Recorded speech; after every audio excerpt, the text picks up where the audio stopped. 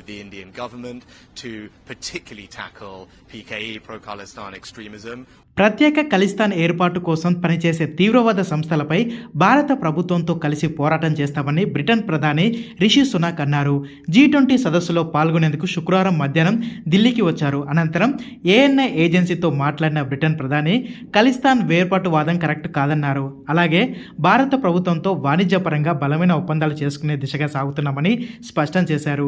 Britain ప్రధానిగా కాకుండా సాధారణ వ్యక్తిగా భారత్తో తనకెంతో అనుబంధాలు ఉన్నాయని గుర్తు చేసుకున్నారు.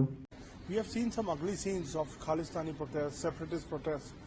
How do you secure Indian interests and because this is a big, huge issue between the two countries? Yeah, it's a really important question, and let me just say unequivocally that no form of extremism or violence like that is acceptable in the UK, and that's why we are working very closely with the Indian government to particularly tackle PKE, pro-Khalistan extremism. I don't think it's right. Our security minister recently was just in India talking to his counterparts. We have working groups together to share intelligence and information so that we can root out this kind of violent extremism. It's not right, and I won't tolerate it in the UK. Sir, how do you look? Sir, can you give us some sense of a connect with India, like your roots here?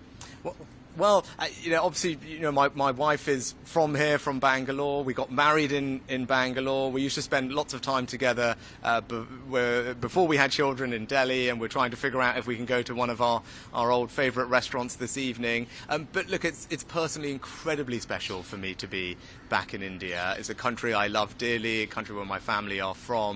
But to come here in this role, to represent the UK, to find ways to forge closer links with India and play a part in making sure that India has an incredibly successful G20. And I'm very proud to see India doing so things too. Sir, you have defined India-UK relations as a defining of our times. And what is the roadmap of 2030? Can you give us some broad sense of the bilateral relation there? Yeah. Well, I think the bilateral relationship is in good health, and Prime Minister Modi and I are keen to deepen and broaden our relationship.